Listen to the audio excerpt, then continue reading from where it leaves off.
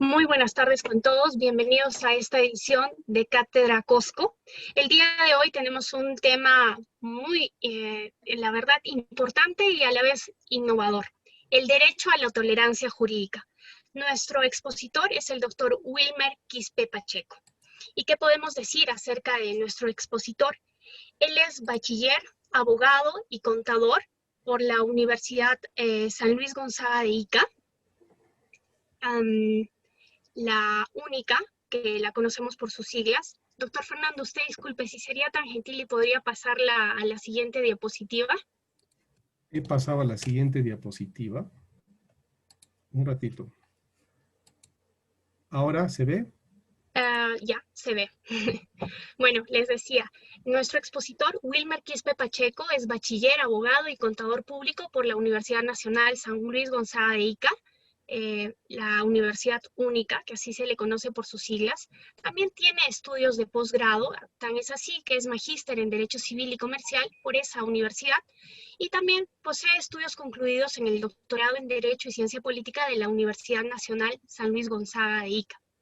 Tiene también estudios concluidos en la maestría de docencia universitaria de la Universidad Andina del Cusco y actualmente es docente de pregrado en la Universidad Andina del Cusco en la filial de Puerto Maldonado. Es árbitro y conciliador, autor de diversos artículos y ensayos en materia jurídica y actualmente él se destaca y ejerce como juez provisional del Juzgado Civil Transitorio de Tambopata de la Corte Superior de Justicia de Madre de Dios y es titular del primer juzgado de paz letrado de la Corte Superior de Justicia de Madre de Dios. Recibimos con mucho agrado al doctor Wilmer Quispe Pacheco con el tema Derecho a la Tolerancia Jurídica. Bienvenido, doctor Wilmer. Tiene usted el uso de la palabra y puede compartir su pantalla.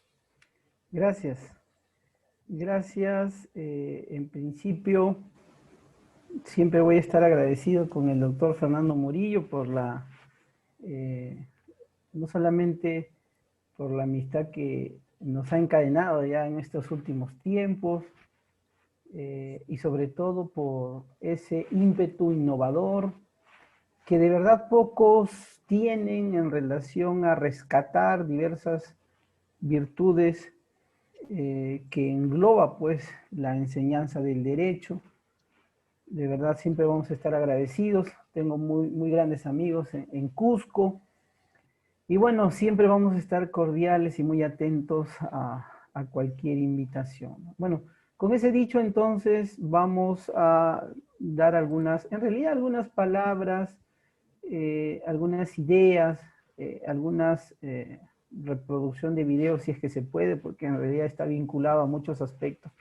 En realidad la tolerancia jurídica y la tolerancia propiamente dicha engloba una serie de efectos o de protecciones de derechos, no solamente a partir del marco del derecho convencional, esto es a partir de la igualdad de las personas, la no discriminación, sino que además va más allá por el tema del respeto, la aplicación de las garantías procesales, porque recuerden que nosotros estamos en el camino de la administración de justicia y precisamente vamos a centrarnos este tema de la tolerancia en ese sentido, ¿no? Y además recuerden ustedes que el tema de la tolerancia implica una serie de políticas, no solamente sociales, culturales, económicas y otras que engloban ya un margen de amplitud legal, ¿cierto? Y constitucional, porque recordemos que dentro de una sociedad organizada precisamente el Estado se encuentra obligado a velar por dichas situaciones. Bueno, vamos a iniciar con esta pequeña reflexión inicial, ¿no?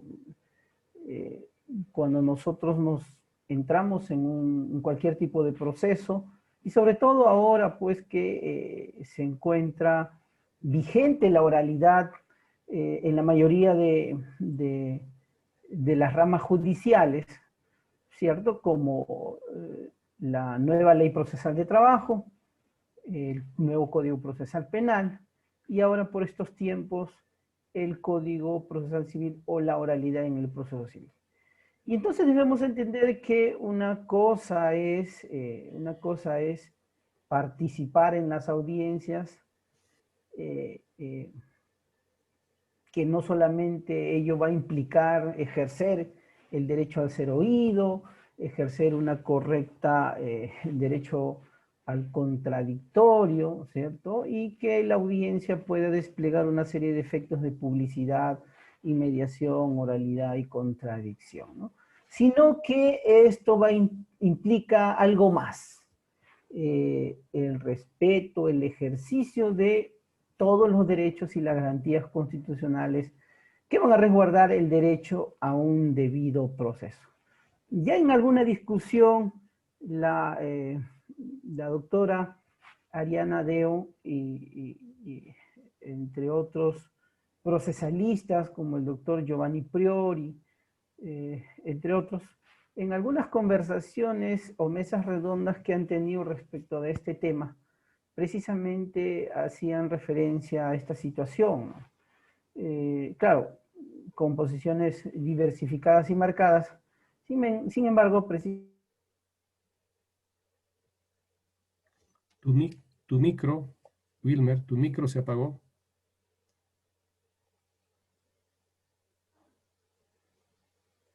Tu micro, Wilmer.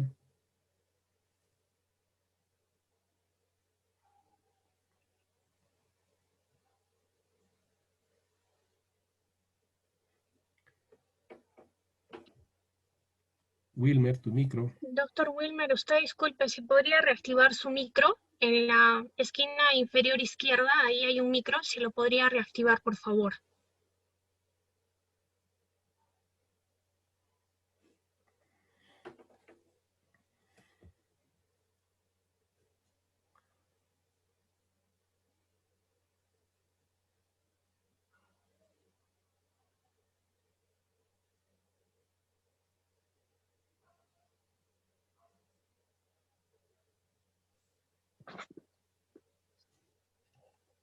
¿Y ese se ha podido?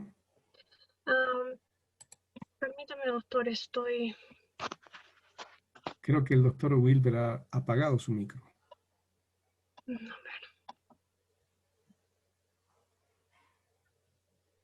¿Se escucha ahora? Sí, ¿Se apagaste tu micro.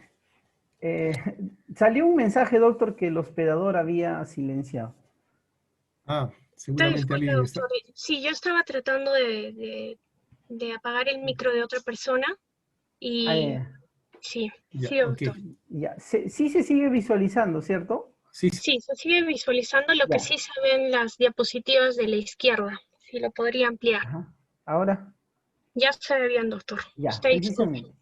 Perfecto. Entonces, antes de reproducir este video, porque en realidad queremos iniciar esas reflexiones, bueno, ¿va usted a juzgar algunas actuaciones? Porque en realidad el tema de la tolerancia jurídica, para este caso nosotros lo estamos trayendo a colación en virtud de las actuaciones que realizamos, no solamente como juzgador, sino también como abogados defensores, sujetos procesales, testigos, peritos, entre otros, fiscales, entre otros, que participen de cualquier tipo de proceso. No vamos a reproducir de manera rápida, solamente algunos minutos para efectos de verificar y entender algunas situaciones en relación, pues, a las actuaciones y, claro está, a la tolerancia con que actúa el juzgado, ¿no? Vamos a verificar.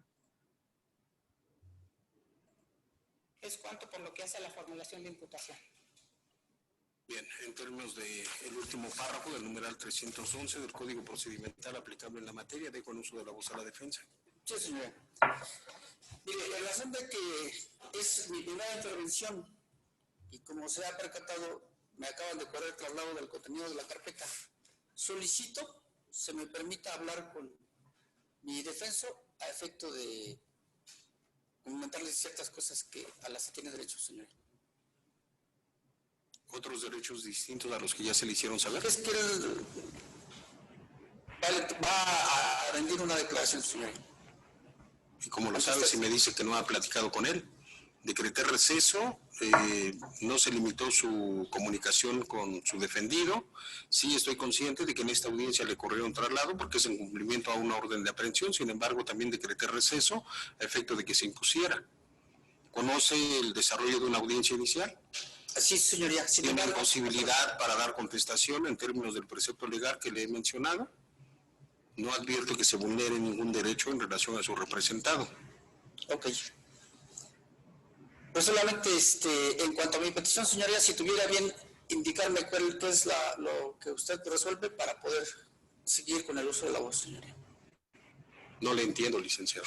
Si solicito a usted atentamente el fundamento del artículo 19-20 del dictamen constitucional, se me permita entrevistarme con mi defensor de manera privada, su señoría. Eso Bien, es voy a decretar un receso únicamente por el lapso de 3 minutos, tomando en consideración de que ya se ha retrasado el desarrollo de esta audiencia y que incluso el retraso se debe a que lo estuvieron localizando a efecto de que ingresara a esta sala de audiencias y poder iniciar la misma. ¿Alguna manifestación en relación a lo que dijo asentado? Ninguna, señora. Correcto, 3 minutos. Se decreta receso.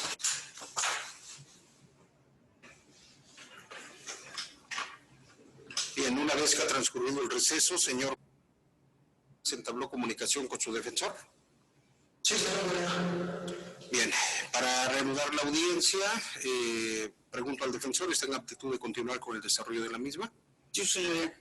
Bien, le había cedido el uso de la voz, especificándole para qué efectos. Lo escucho. Bien. Su señoría, quiero manifestarle que la Fiscalía, al escuchar sus argumentos, rompe con el principio de igualdad toda vez que lo que ellos refieren no es lo que verdaderamente sucedió.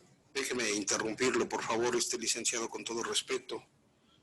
Le cedí el uso de la voz para unos efectos concretos. ¿Sabe usted del desarrollo de una audiencia inicial o no lo sabe? Sí, señoría. Bien, le cedí el uso de la voz, incluso le cité un precepto legal para efecto de que hiciera uso de la voz en los términos establecidos para el desarrollo de una audiencia inicial. Lo escucho. Sí, señoría, le pido muy atentamente que me pueda volver a repetir lo que perdón, es que me perdí y pudiera volver a hacerme el señalamiento, señora, por favor. Bien, estimo que es innecesario incluso de hacerle cualquier otro señalamiento, porque uno de los requisitos yo considero mínimos para intervenir en una audiencia es precisamente estar atento a su desarrollo. Si no, no puedo advertir cómo va a brindar una defensa adecuada en favor de su representado si ni siquiera está enterado del desarrollo de la misma. Ha sido formulada la imputación, usted es un órgano técnico, está versado en derecho, le indiqué cuál es el precepto legal, no pone atención, pero sin embargo se conoce del proceso penal acusatorio, haga uso de la voz en los términos que establece la legislación procesal para su intervención, una vez, repito, que ha sido formulada la imputación. Sí, su señoría. Quiero manifestar lo siguiente.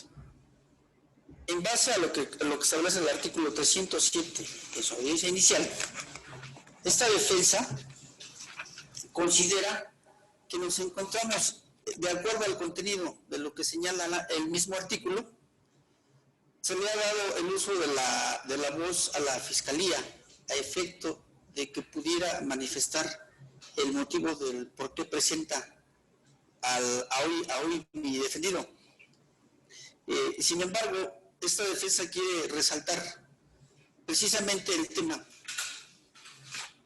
de que, si bien es cierto lo que usted acaba de señalar, también lo es que el dicho artículo señala el control de legalidad de la detención correspondiente, que es el apartado que esta defensa quiere dilucidar ante su señoría. Por ese motivo es que yo no he encontrado ese momento para poder tomar en consideración y vertir lo que en derecho procede, su señoría.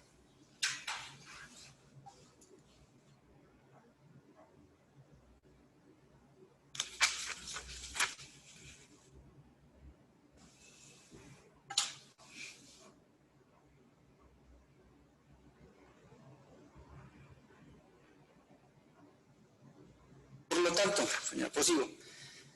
Si bien es cierto que la Fiscalía ha señalado una orden de aprehensión, la cual no he encontrado en el contenido de la carpeta, también lo es.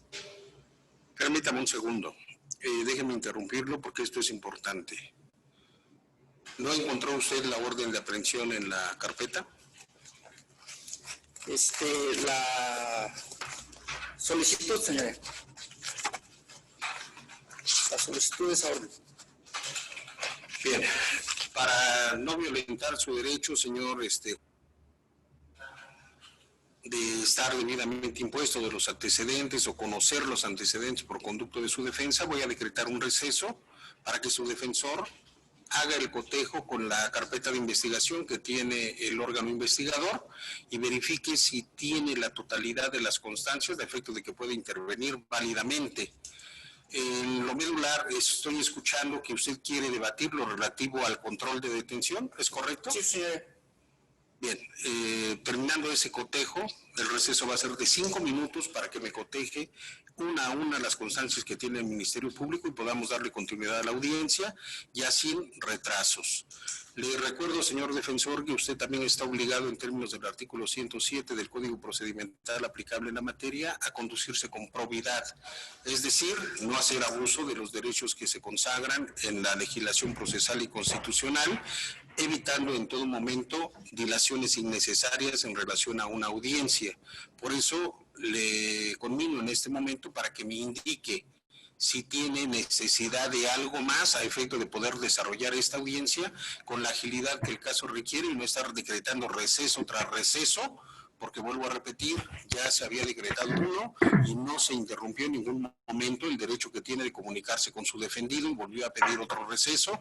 En este caso el receso lo estoy decretando por la manifestación de que usted no encuentra constancias en el traslado a los que alude el fiscal. ¿Algo más que requiera, señor defensor?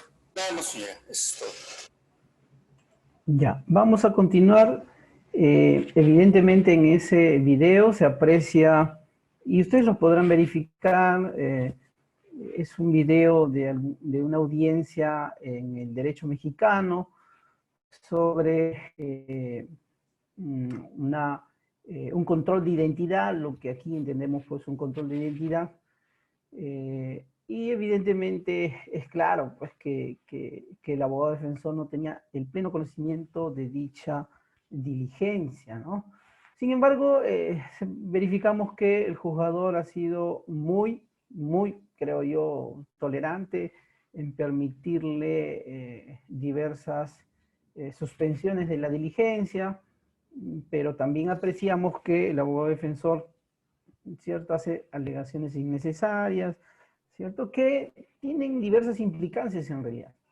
Sin embargo, lo que resaltamos es la naturaleza muy tolerante con la que actúa el juzgador y, bueno, de alguna u otra manera las instrucciones que le da. Sin embargo, repito, en ese video se muestra que el abogado defensor no tenía idea, no se encontraba preparado para instar o participar en esa diligencia. Entonces, siempre nos vamos a preguntar lo siguiente, ¿no? ¿Qué tan tolerantes nosotros somos en los procesos judiciales, ¿no?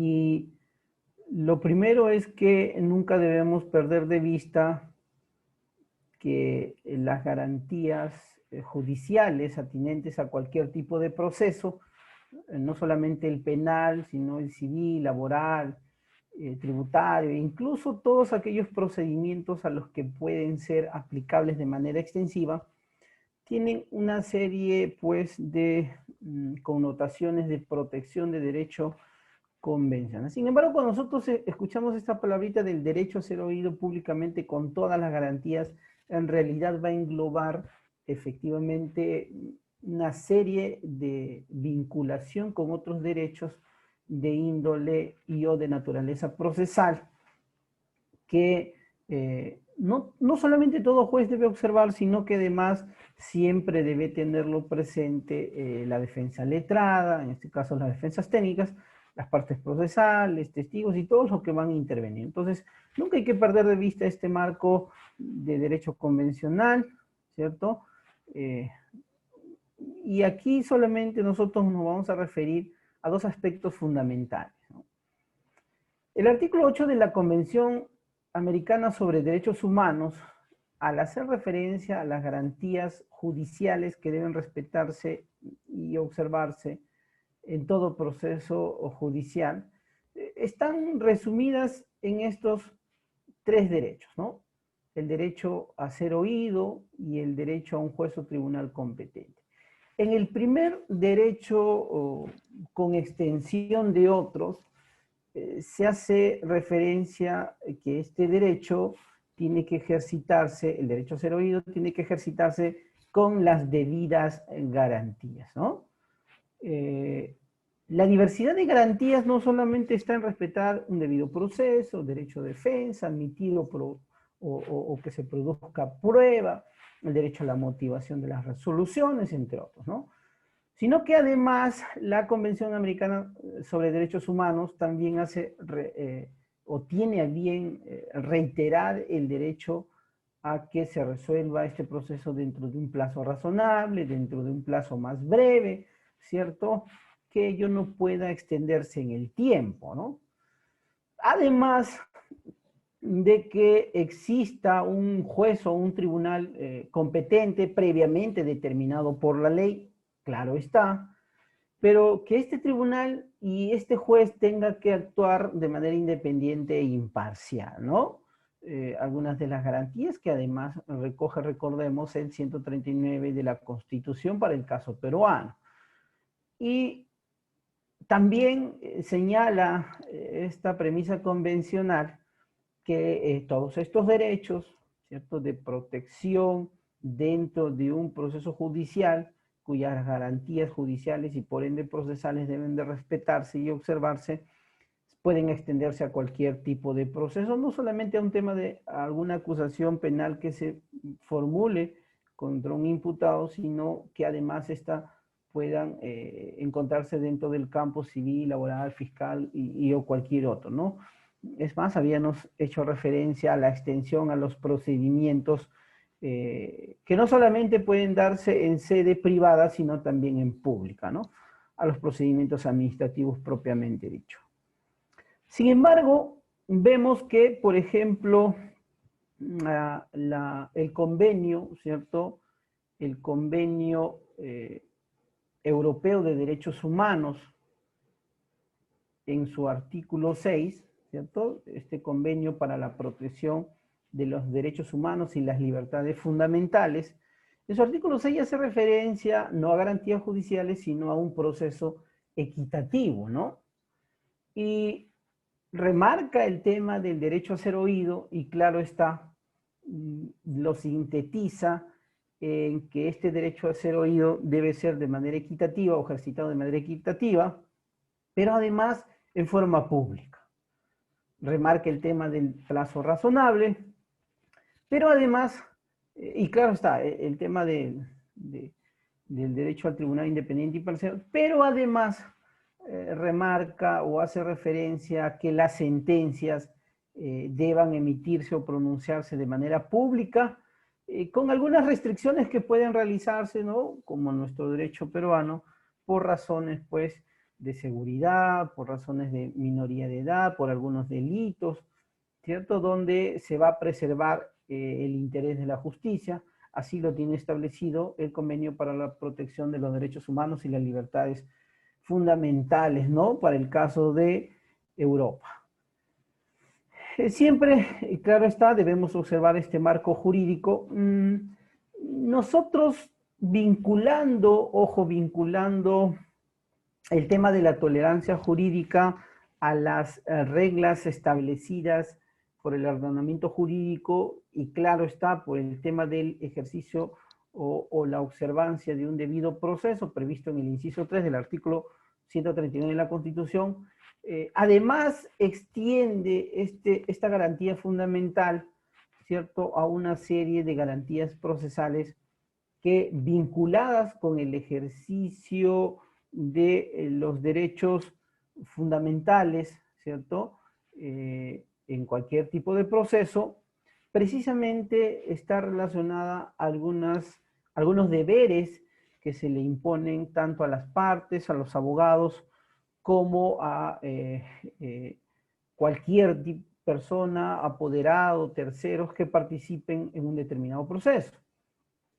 Y nosotros habíamos considerado, claro está, para este aspecto del derecho a la tolerancia jurídica vinculado a los procesos judiciales, la regulación que tiene el Código Procesal Civil del 93,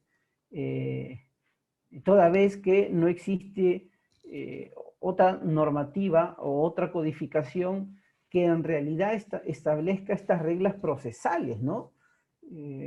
Si ustedes revisan el Código Procesal Penal, no van a encontrar un catálogo como el 109 del Código Procesal Civil, en la que se establezcan cuáles son los deberes que tienen las partes, abogados y apoderados, ¿no? Tampoco eso está en la nueva Ley Procesal de Trabajo, pese a que el artículo 11 la define como reglas de conducta, ¿no? Como reglas en las actuaciones procesales, perdón. Y entonces, algunas otras son muy similares a las que recoge el Código Procesal Civil.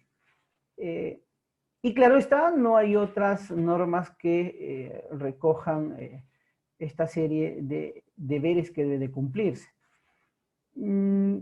También debemos observar el marco del texto único ordenado de la Ley Orgánica del Poder Judicial, porque van a verificar ustedes que va a llamar muchísima la atención que la Ley Orgánica también determina algunos deberes que deben de cumplirse, sin embargo, además agrega una serie de responsabilidades disciplinarias, no solamente a las partes, apoderados, terceros y todos los que participen, incluso autoridades, sino que además hace referencia a diversas sanciones que se establecen para los abogados defensores, entre la suspensión, por ejemplo, e incluso la destitución para el caso de autoridades, ¿no?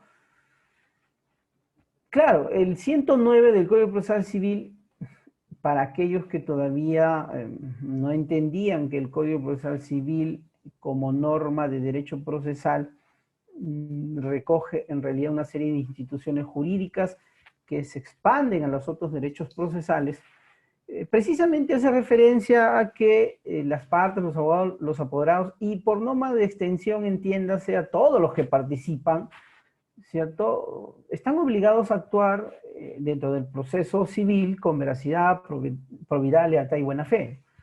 Esta precisión también se recoge en el artículo 4 del título preliminar del Código Procesal Civil y en el artículo 8 del texto único ordenado, perdón, el artículo 9 del texto único ordenado de la Ley Orgánica del Poder Judicial, ¿cierto? Y además se extienden en otros apartados normativos aplicables de manera extensiva, como el Código Procesal Penal, la nueva Ley Procesal de Trabajo y los demás cuerpos normativos, ¿no?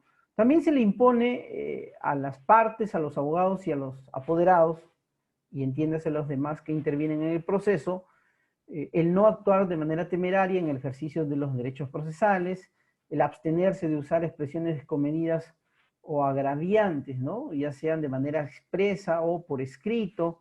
Se tiene que guardar, claro está, el debido respeto al juez, a las partes y a los auxiliares judiciales.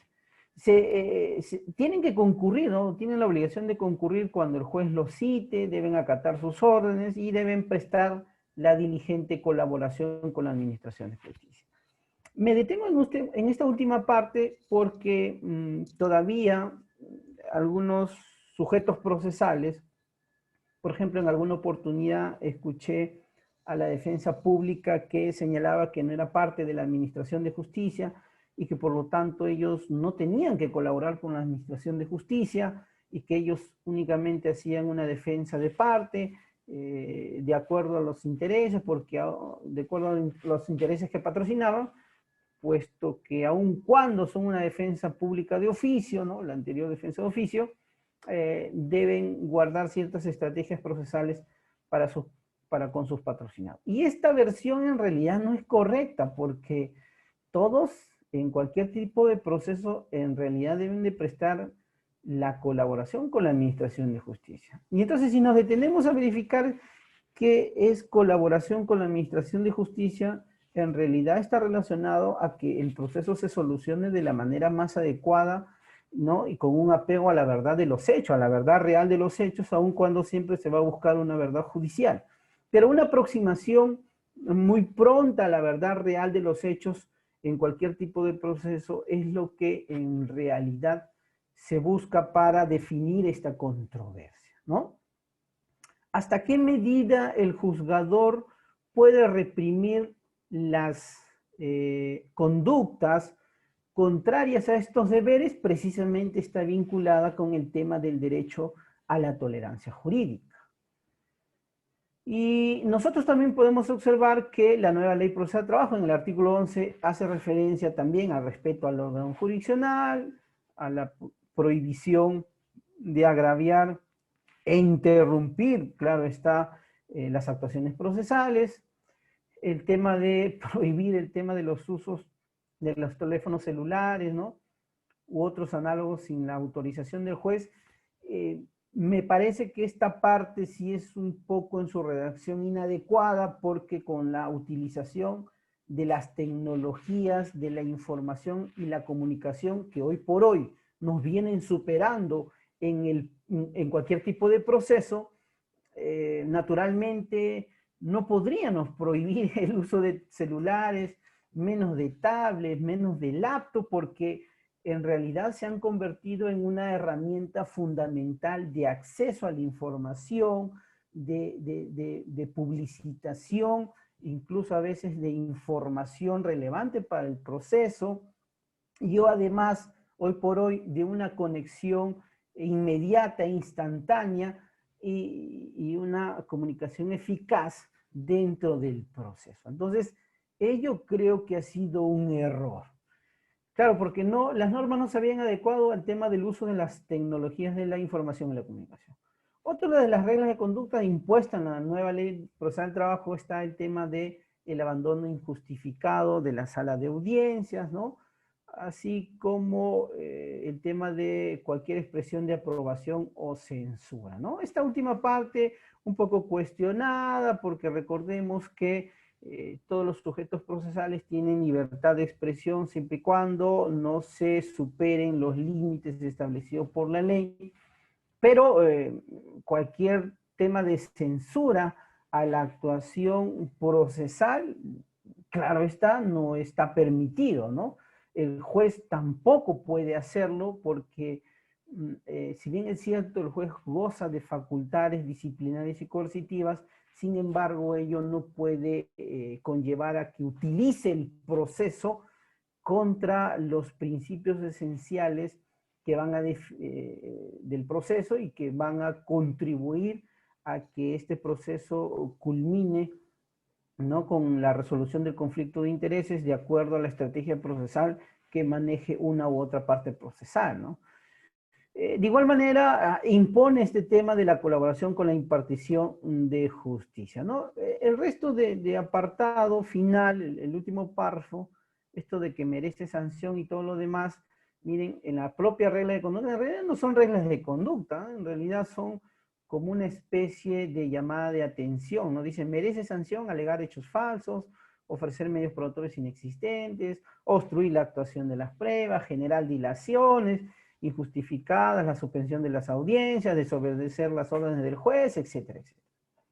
La verdad no sé cuál fue la intención del legislador en colocar esas precisiones como si fueran reglas de conducta, cuando contrario senso en realidad no son reglas de conducta. En realidad son, yo lo entiendo así, ¿cierto? Son llamadas de atención o apercibimientos a que no se cometan esas situaciones que contravienen, ¿no?, los deberes propios de las partes, abogados, apoderados y demás que participan en un proceso judicial. Creo que todos ustedes, y esto es público, ¿cierto? Creo que todos ustedes han verificado y han revisado esta actuación que ha tenido el abogado defensor en esta audiencia. No nos vamos a detener a reproducirla porque de repente nos detenemos un poquito, pero es importante citarlas. ¿Por qué? porque aquí hay una especie, entre comillas, de utilización de técnica de litigación oral tirando las cosas, ¿cierto? Es más, luego hay un enfrascamiento entre las palabras, nerviosismo del juez, y no saber cómo reconducir esta conducta del abogado, ¿cierto? Que previamente también le había pedido disculpas, sino que además luego existe ya un enfrentamiento de palabras con el abogado defensor, y este abogado defensor además tilda al juez de arbitrario, ¿no? ¿Cierto? Y entonces, creo que esas situaciones siempre deben evitarse, ¿no?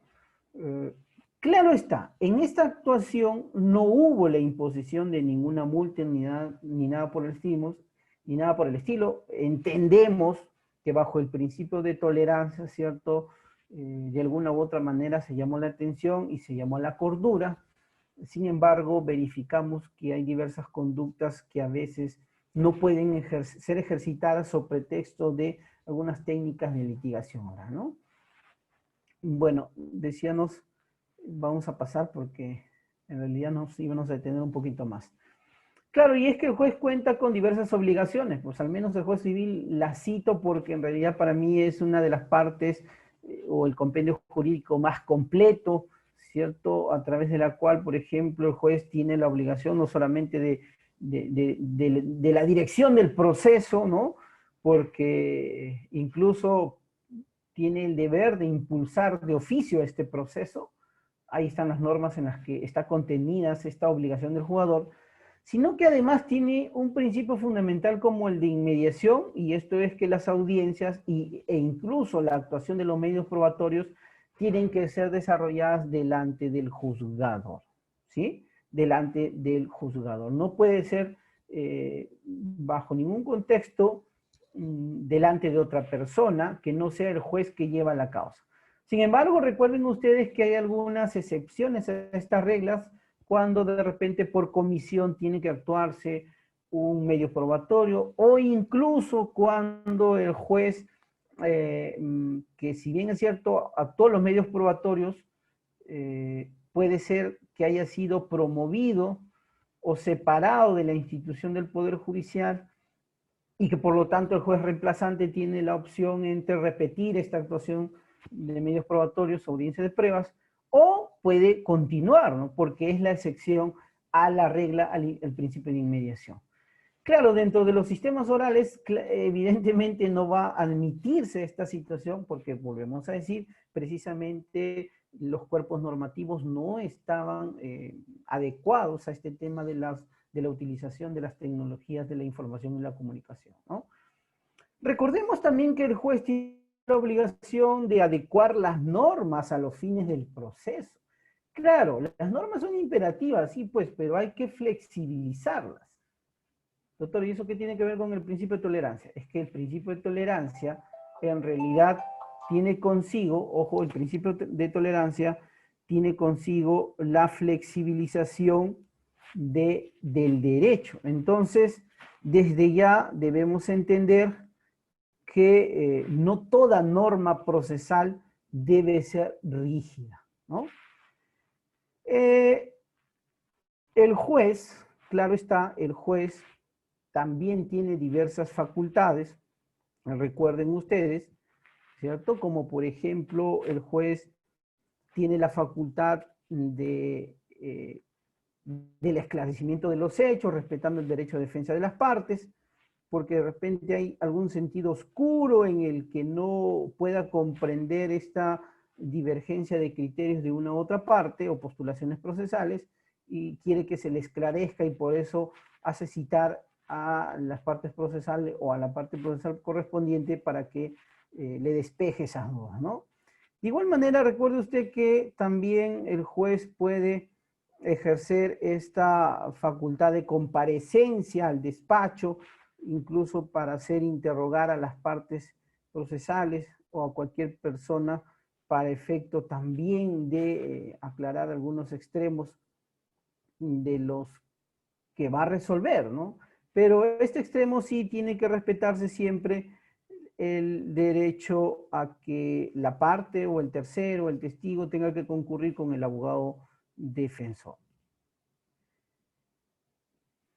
De igual modo, recordemos que también tiene facultad de conciliación. Ahora bien, la utilización de estas facultades per se podría contravenir, ¿cierto?, los deberes propios del juzgador, podría contravenir la garantía constitucional de independencia e imparcialidad, podría contravenir las facultades o las garantías judiciales que debe observarse como el debido proceso y la tutela judicial efectiva. Creemos que no. Sin embargo, recuerden ustedes que muchas veces cuando se utilizan estos mecanismos procesales, lo primero que a veces encontramos es la presentación de una nulidad procesal por la parte que no considera adecuada, sino que además a veces, ¿cierto?, a veces también se hace o se da cuenta de repente de la presentación de quejas, de la presentación de procesos constitucionales, ¿cierto?, de las presentaciones de recusación, ¿no?, o solicitudes de inhibición, entre otras similares que en el fondo, ¿cierto?, no buscan que se dé una solución adecuada a la controversia, sino que por el contrario impida que el juez pueda continuar conociendo el proceso. Y esto lo único que logra es la dilatación del proceso porque finalmente esto no implica pues transgredir el principio de independencia e imparcialidad del juzgador, porque goza de estas facultades, ¿no? También tiene facultades, las que decía, ¿no? Además el juez goza de facultades disciplinarias, coercitivas, en relación a las actuaciones de las partes, de los abogados defensores, de los apoderados, y claro está, de cualquier sujeto procesal. Y dentro de las facultades disciplinarias recordemos que el juez puede ordenar que se suprima, por ejemplo, las frases o palabras agraviantes que se hayan proferido no solamente en forma verbal, sino por escrito, ¿no? Y a eso va a conllevar siempre la revisión de los escritos. Pero a veces, ¿qué tenemos en la ejecución de los procesos judiciales? A veces tenemos que el juez no acepta estas situaciones, ¿cierto? Y por lo tanto impone las sanciones correspondientes de inmediato, sin dar cuenta o razón de algún apercibimiento que previamente pueda prevenir al juzgado, a la parte procesal, a no cometer estas situaciones fácticas, ¿no? ¿Qué más sucede, no? A veces, claro está, encontramos redacciones inadecuadas por parte de los abogados defensores y de cualquier otro sujeto procesal que participe, lo que naturalmente contraviene el principio o el derecho a la tolerancia jurídica, ¿no? El juez también puede utilizar la facultad disciplinaria de expulsión de las audiencias a quienes puedan obstaculizar, interrumpir el desarrollo. Sí, yo creo que es una medida muy extrema. Sin embargo, nada obsta que se utilice esta facultad. Ahora, deberá existir una ponderación de derechos por parte del juzgador a efecto de verificar cuál de estas sanciones podría imponer. Pero creo yo que debe ser como última ratio. De igual manera puede imponer medidas coercitivas como la imposición de multas e incluso hasta disponer la detención hasta por 24 horas, ¿no? Bueno, no he visto hasta en algún momento que en algún proceso civil u otro se haya dispuesto a estas situaciones. Sin embargo, creo prudente entender que va a constituir de repente una situación sui generis en la que de repente se pueda presentar que la parte procesal agrede al juez, ¿no? O la parte procesal agrede a su contraparte o al abogado o al auxiliar judicial, ¿no?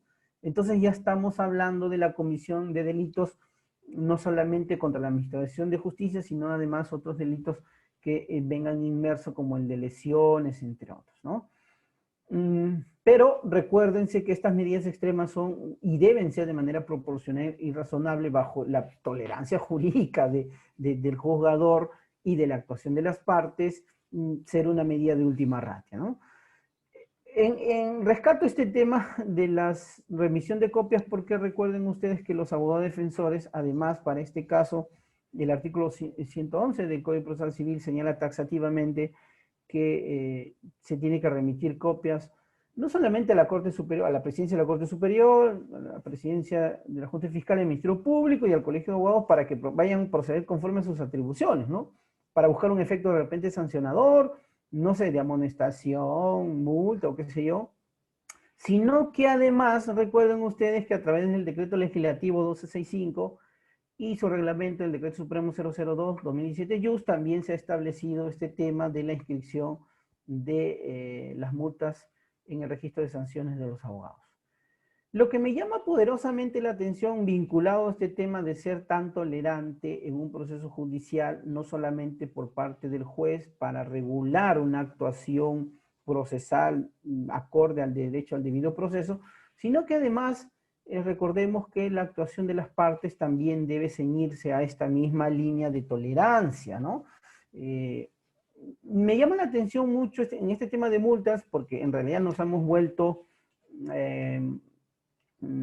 legisladores de imposiciones coercitivas tan fuertes que a veces se olvida que ello no va a contribuir al desarrollo democrático de un Estado de Derecho, no va a contribuir a la efectiva formación de profesionales, menos aún a la guía, orientación por parte del juzgador en un propio proceso, ni tampoco al ejercicio pleno de los derechos y garantías constitucionales que se establecen para determinadas partes procesales y abogados defensores. Y entonces verificamos, por ejemplo, que el artículo 292 del texto único ordenado de la Ley Orgánica del Poder Judicial señala que se le puede imponer al abogado, ¿no?, por contravención a determinadas situaciones reguladas o ejercicio de conductas inadecuadas, no menos de una URP y no mayor de 20 URP. Imagínense, ¿eh? Estamos hablando de una gran cantidad de dinero, no es algo menor, ¿no? Igualmente, el artículo 110 del Código Procesal Civil señala que frente a la verificación de estas actuaciones que contravienen los deberes, etcétera, etcétera, se debe imponer una multa de 5 URP y de 20 URP. Lo mismo sucede con el artículo 15 de la nueva Ley Procesal de Trabajo. Perdón, el artículo 15 de la nueva Ley Procesal de Trabajo señala que para el caso de verificación de temeridad o mala fe, se puede imponer no menos de media URP, ojo, miren, y no más o no mayor de 50 URP. Cuando hemos participado en la ley de trabajo nos parece muy excesiva esta forma de que el legislador redacte algunas situaciones que en realidad no, volvemos a decir, no coadyuva al proceso y no coadyuva la ordenación más práctica de lo que debe entenderse por el proceso y de las actuaciones procesales que deben desarrollar todos los sujetos que participan, ¿no? Incluido el juzgador. Igual manera, no menos de medio RP y no mayor de 5 RP cuando se infracciona regla de conducta.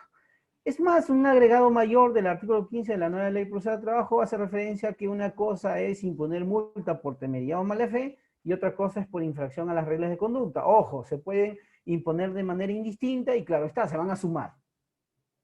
De verdad que nos parece una redacción inadecuada. No creo que nuestros colegas a nivel nacional estén utilizando esas formas tan impositivas, ¿cierto?, que lo único que creo encierran son arbitrariedad y contravención al principio de tolerancia jurídica.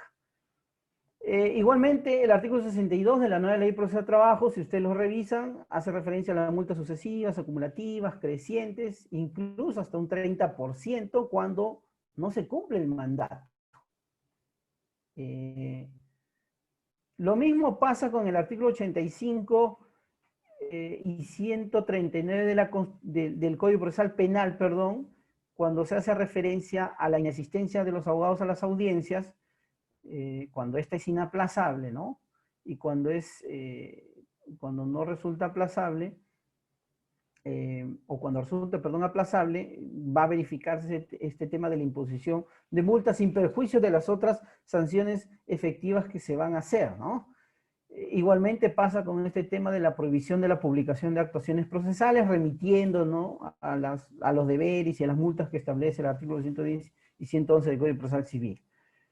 Otras sanciones que sí nos llaman la atención y que de verdad nos parecen no acordes a derecho, porque creo que contravienen las propias garantías judiciales del debido proceso, el derecho de defensa, la tutela judicial efectiva, entre otros, y claro está de contenido convencional, como por ejemplo el hecho de que el artículo 9 del texto único ordenado de la Ley Orgánica del Poder Judicial, si bien es cierto, puede el juez llamar la atención, colocar algunos apercibimientos, sin embargo, ha regulado el tema que el juez puede suspender o destituir e incluso pedir sanciones, no solamente para los abogados, sino para todos los que participen, ojo.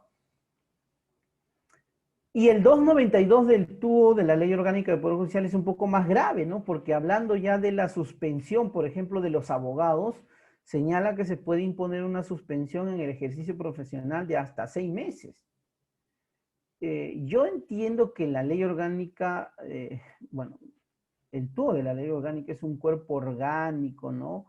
Que va de repente a organizar el poder judicial. Sin embargo, creo que ha habido algunos excesos, como por ejemplo de estas precisiones, ¿no? Pasaba, por ejemplo, en algún momento determinado, he visto aquí en Madre de Dios que un colega, por ejemplo, ha impuesto la sanción de inhabilitación por meses, por ejemplo, de peritos judiciales, ¿no?, de ingenieros civiles, etcétera, etcétera, ¿no? En realidad, el tema de tener los poderes tanto coercitivos como disciplinarios no podría conllevar, repito, bajo el principio de interdicción de la arbitrariedad, pues imponer todas estas sanciones de manera a veces conjunta o individual, que lo único que van a hacer es retraer el proceso y, claro está, no van a buscar que este se desenvuelva bajo los fines para los que ha sido creado, ¿no? El artículo 52 y 53 del Código Procesal Civil también regula este tema que habíamos dicho de la expulsión y de la detención. También el artículo 111 del Código Procesal Civil, como habíamos precisado, y el 15 de la nueva Ley Procesal de Trabajo, habla también de la remisión de copias, ¿cierto?, a estas instituciones.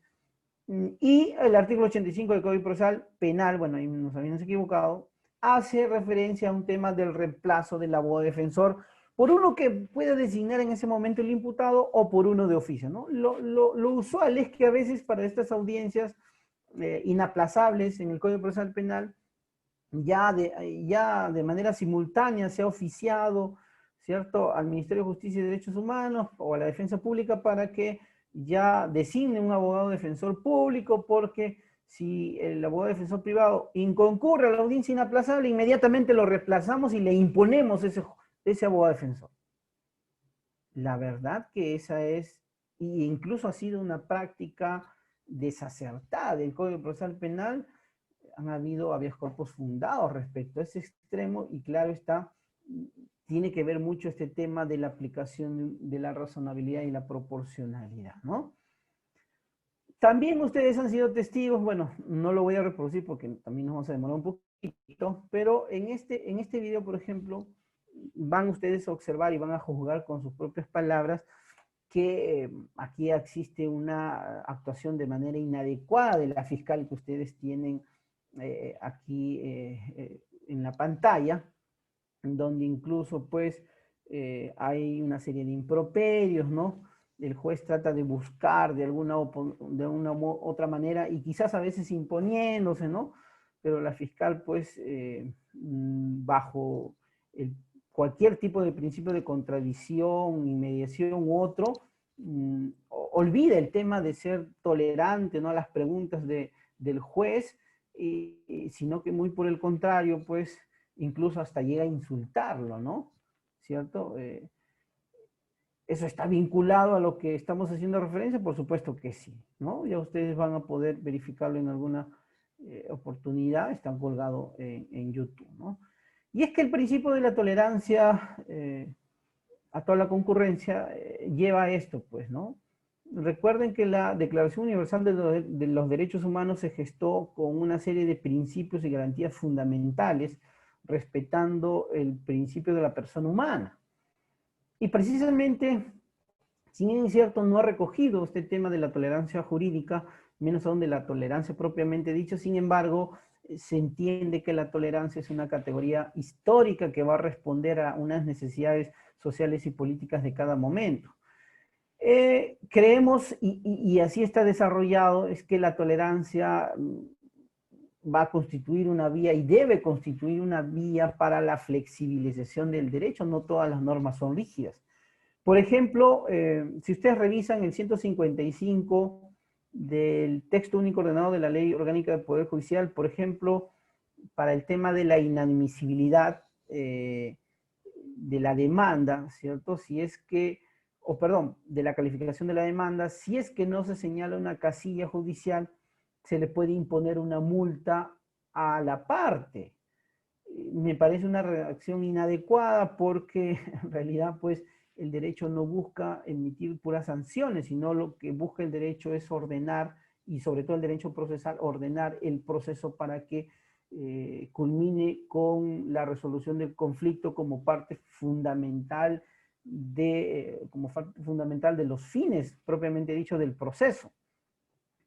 Y entonces, la tolerancia va a radicar en una necesidad siempre de aceptarnos como personas, como habitantes de una sociedad, y en definitiva siempre la inculcación de un tema de una educación digna, antirracista, entre otros, ¿no?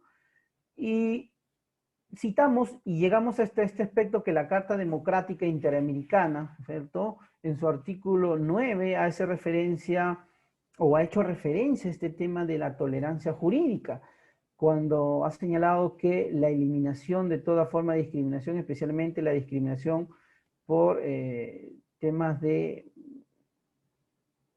étnico, racial, entre otros, pero además hace referencia a que se debe eliminar las diversas formas de intolerancia, así como la promoción y protección de los derechos humanos, tanto de los pueblos indígenas, migrantes, respeto a la diversidad étnica y cultural, religiosa en las Américas, contribuyendo al fortalecimiento de la democracia y la participación ciudadana. Entonces, la pregunta es, doctor, ¿pero qué tendría que ver esto con las garantías judiciales y la verificación de un debido proceso, tutela judicial, entre otros?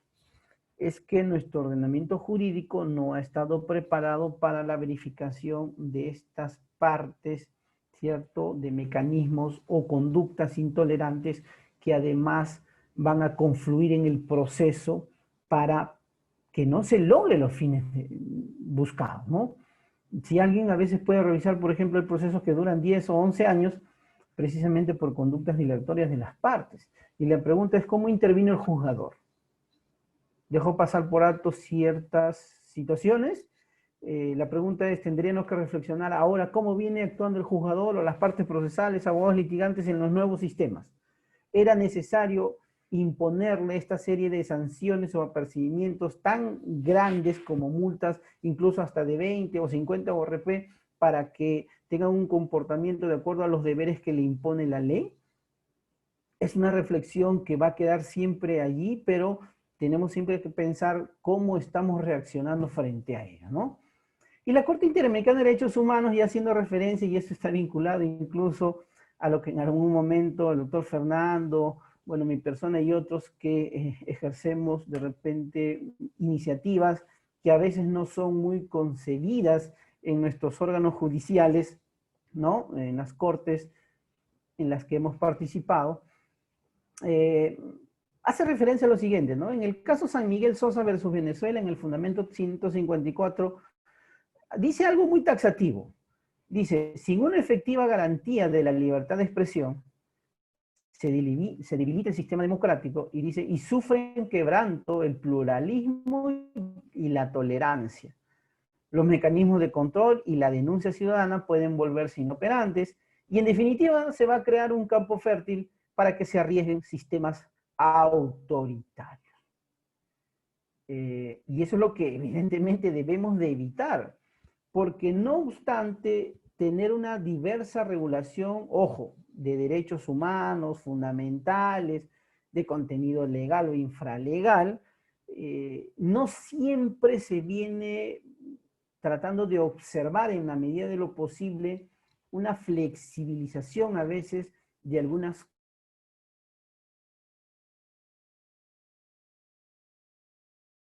estos procesos, cualquier fuera su diversidad. Y entonces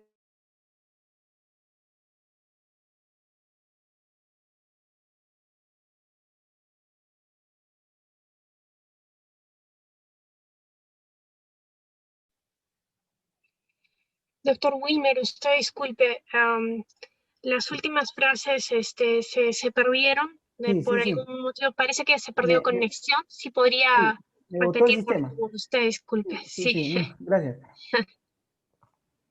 Decíamos lo siguiente, ¿no? Este caso de la Corte Interamericana, el caso San Miguel Sosa versus Venezuela, era muy importante porque hemos perdido, no solamente desde la magistratura, sino además desde la actuación de las partes procesales o los litigantes, entender que buscar una flexibilización de las normas procesales, incluso de derecho material, hace bien al derecho, porque recordemos que lo que se busca siempre en el proceso va a estar constituido por la resolución de la controversia y de alguna u otra manera, ¿cierto? Y de alguna u otra manera eliminar alguna incertidumbre jurídica, pero por allí buscar el tema de una paz social en justicia. Y entonces lo que tenemos que evitar es este tema, pues, el sistema autoritario en un contexto en que esta vulnerabilidad de todos o cualquiera de estos derechos, ¿no? Va a enfrentar a determinadas personas, como lo dice la propia Corte Interamericana, por algunas declaraciones de autoridades, personas, etcétera, etcétera, que van a ser percibidas como amenazas o como provocar un efecto de amedrentamiento, ¿no? Entonces, eso no solamente en el ámbito público extraprocesal, sino también debe observarse dentro del propio proceso. Imagínese usted un juez autoritario que no deje hablar a la parte procesal, que le tenga que cortar a cada momento, etcétera, etcétera. Entonces, no hablamos de un principio efectivo del derecho a la tolerancia jurídica, y menos aún del tema de la flexibilización y cumplimiento de las garantías procesales. Igualmente, el Tribunal Constitucional, en el expediente 3167-2010 PA/TC, fundamento 12, también haciendo referencia a este tema del principio de la interdicción o prohibición del poder, ejercido en forma arbitraria e injusta. Recuerden que ha hecho referencia a un doble significado, ¿no? En el sentido que la arbitrariedad siempre va a aparecer, dice, como el reverso de la justicia y del derecho. Contrario sensu, nada obsta que adecuarse a las formas reguladas con el derecho dentro de los límites, pese a la regulación de algunas sanciones, no significa que, o imposiciones de multa, entre otros, no significa que se va a transgredir este límite este límite del ejercicio de las garantías procesales. Porque lo contrario, volvemos a decir, conllevaría a verificar un juez arbitrario, ¿no? Y además, ya entendiéndolo en un sentido ya más moderno, la arbitrariedad siempre va a aparecer como una carente fundamentación objetiva, incongruente, contradictoria. Claro, no va a existir fundamentos tan adecuados para que se pueda sustentar una determinada sanción por razones que en realidad no gustan al juzgador. O de repente, por situaciones extra legales que no puedan convenir a la parte procesal y por lo tanto va a atacar a través de los procesos constitucionales, de las quejas, de las nulidades de cosas juzgadas fraudulentas, de las nulidades procesales, entre otras cosas, ¿no? Y entonces ellos siempre hay que evitarse, ¿no? Igualmente, bueno, frente a todo este frondoso panorama, en realidad son algunas ideas que hemos verificado es que frente a todas estas situaciones de intolerancia que se verifican, no solamente en el desarrollo de los procesos, tanto en la actuación de los juzgadores como de las partes procesales, abogados, terceros, peritos, testigos, etcétera, etcétera. Entonces siempre habrá que verificar si un tema de la aplicación del principio de razonabilidad o proporcionalidad en las actuaciones para efectos de graduar de alguna u otra manera, pero nosotros creemos y somos convencidos que los llamados de atención, los apercibimientos, creo que podrían coadyuvar de repente a mejorar una línea de entendimiento entre el jugador y la parte procesal, abogados y demás partícipes, y no precisamente la imposición directa de sanciones, que vuelvo a decir, lo único que coadyuva es al ejercicio arbitrario de la función desde cualquier punto de vista, y precisamente el resquebrajamiento de las normas que organizan un Estado democrático y constitucional de derecho, ¿no? Y con ello, claro está, contraviene el principio y derecho a la tolerancia jurídica de entender la participación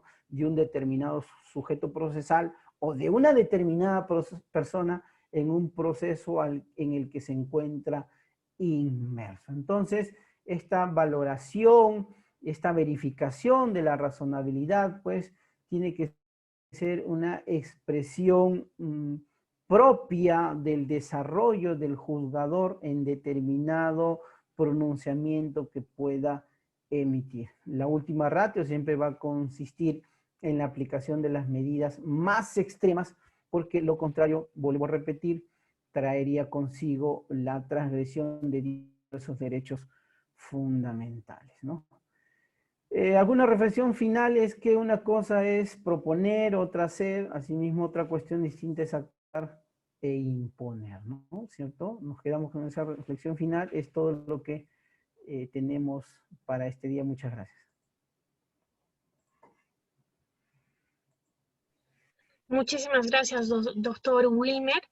La verdad, el tema de la tolerancia jurídica es un tema que toca a toda la sociedad, ¿no? Creo que muchos nos hemos vuelto intolerantes en todo el sentido de la palabra y a veces con cosas nimias reaccionamos de una manera que no es la correcta.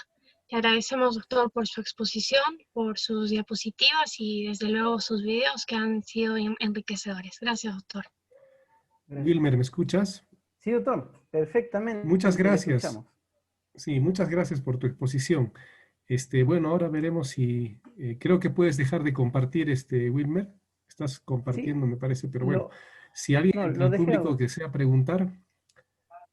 Doctor Fernando, buenas tardes. ¿Sí? ¿Me escucha? Doctora Dafne, ¿cómo está? Claro, le escuchamos. Díganos.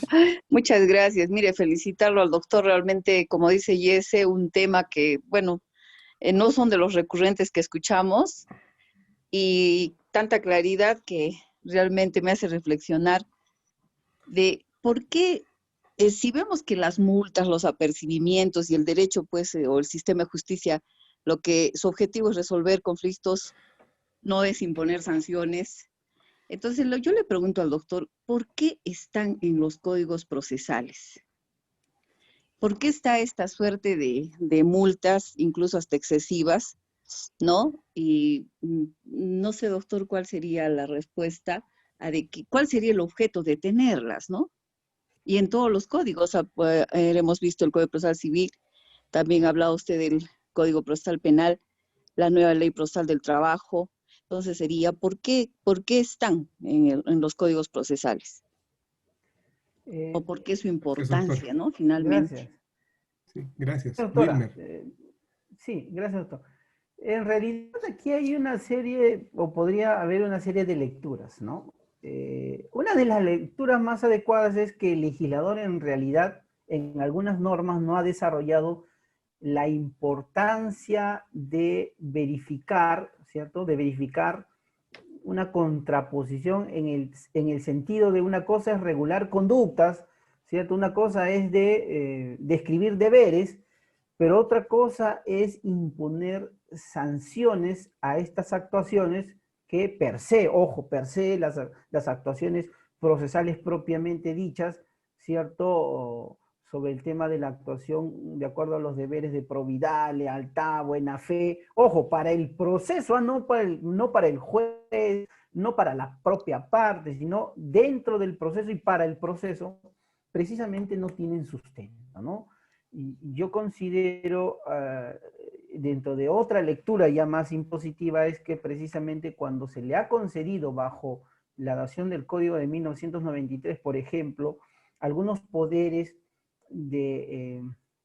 coercitivos y sancionatorios al juez, precisamente ese es el punto de partida para de alguna u otra manera, creo yo, tratar de buscar que la parte procesal se adecue, ¿cierto? O adecue todas esas conductas al desarrollo del proceso, porque claro está, si nosotros verificamos o encontramos una parte procesal o abogado defensor, que en todas las audiencias, y eso nos ha pasado, en más de una audiencia de repente dice, doctor, ¿sabe qué? No he estudiado el proceso, solicito que se suspenda, ¿no? En la siguiente, igual manera, doctor, ¿sabes qué? He venido muy rápido, me he olvidado mi carpeta, por favor solicito que la suspenda. Y en la siguiente de repente, doctor, ¿sabe qué? Mire, yo ya renuncié al patrocinio, pero sin embargo voy a estar un momento porque tengo otra audiencia, etc. Entonces, si verificamos esas actuaciones, en realidad lo que en el fondo está buscando esa parte procesal o ese sujeto procesal es dilatar el proceso innecesariamente. Entonces, estas medidas coercitivas y sancionatorias son como un contrapeso, es como un llamado de atención, ¿no? Para que la parte procesal adecue. Sin embargo, vuelvo a repetir que hay algunas medidas muy desproporcionadas que contravienen los fines del proceso porque finalmente el juzgador olvida a veces esa obligación de dirección, esa obligación de resolver el conflicto de intereses, eliminar la incertidumbre jurídica, tratar de buscar la paz social en justicia, ¿cierto? Convirtiéndose en un juez arbitrario, imponiendo multas, remitiendo copias, ¿cierto? Remitiendo copias a la fiscalía, a los colegios de abogados, y en fin, eso desnaturaliza el proceso, ¿no? Eso es lo que nosotros opinamos al respecto y hemos verificado en esta contraposición de ideas, ¿no? Gracias, doctor. Pero creo que también, doctora Darnay, Wilmer, habría que siempre ponderar un poco, ¿no? Muchas veces, si el juez no tuviese estos dispositivos que podría emplear en situaciones extremas, podría pasar que las partes abusasen de eso, sabiendo de que el juez no podría imponer ninguna medida. La cosa es encontrar un equilibrio, ¿no? Y bueno, pues el texto de algunos dispositivos puede ser muy, muy drástico, pero el juez también los puede, digamos, moderar un poco, ¿no? La cosa es encontrar un equilibrio, ¿no? Se entiende que estas facultades coercitivas del juez ante determinadas conductas de las partes son excepcionales de utilizarse, ¿no? La cosa es no incurrir en el abuso o en el exceso de eso frente a algunas conductas que muy bien pueden ser toleradas y corregidas con un tema de diálogo, ¿no? Por ejemplo, yo he visto, lo más recurrente que me toca vivir es que muchos abogados se presentan a veces sin la cinta del colegio de abogados, ¿no? Entonces, esbozan una disculpa y bueno, pues no hay forma de decirles no vas a informar, sino simplemente recomendarle que esa práctica no se haga pues recurrente y que en la siguiente venga con la insignia y etcétera, ¿no? Muchas veces también, fuera de toda grabación, a veces nosotros los jueces superiores nos olvidamos nuestra cinta. Estamos buscando siempre una cinta para salir, ¿no? Entonces, hay momentos en los que creo que puede pasar y suceder. Entonces, yo creo que está bien que estén los dispositivos procesales como facultades que tiene el juez, pero hay que tener mucha prudencia al momento de utilizar estas medidas disciplinarias y coercitivas, ¿no? Ese es el equilibrio. No abusar de ellas, ¿no? Y tampoco ante una falta leve imponer de todas maneras una sanción, ¿no? Porque de todas maneras las partes, los abogados ya conocen el temperamento, el comportamiento de un juez, ¿no? Entonces saben también hasta dónde llegar, hasta dónde estirar, poner tensa la cuerda, si se quiere, ¿no? Más o menos eso también creo que habría que tenerlo en cuenta. ¿Alguien más que desee participar? ¿Alguien más que desee participar? Bien, Wilmer, creo que no hay mayores preguntas. En todo caso, te agradezco una vez más tu tiempo y te dejamos en el uso de la palabra para que te despidas de nuestro público de Cátedra Cosco, sabiendo que tú ya eres un miembro nato de Cátedra y en todo momento están abiertas las puertas. Gracias, doctor. Nuevamente, bueno, agradecerle a su persona, doctor Fernando Murillo, a Cátedra Cosco y a todos los que participan de este espacio muy particular. Siempre voy a reconocer esa iniciativa que se tiene para hacer algo siempre, ¿no? Con esas palabras finales que siempre dije.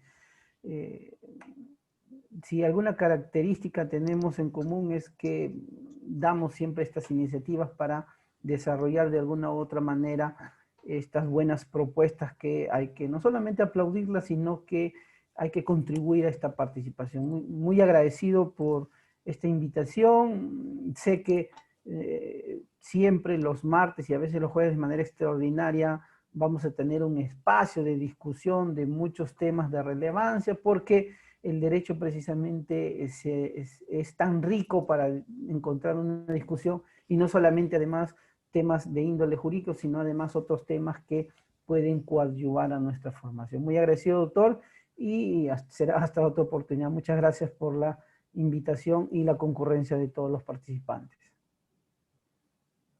Gracias, Wilmer, gracias. Vamos despidiéndonos, no sin antes anunciar que la próxima semana, el día martes, la próxima semana tenemos una conferencia a cargo de quien habla sobre el tercero con interés y otros temas. En realidad es varios temas que han sido tratados en una sentencia del Tribunal Constitucional y que considero que podemos comentarla y aprender muchas cosas procesales y también del derecho material.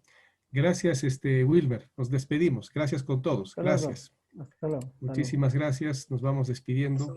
Yo recién enciendo mi máquina. Gracias, doctor Wilmer. Gracias, doctor Percito. Gracias, doctora Dafne. Gracias. Yo he estado con una señal muy débil, muy débil. Sí. Puede, por ejemplo,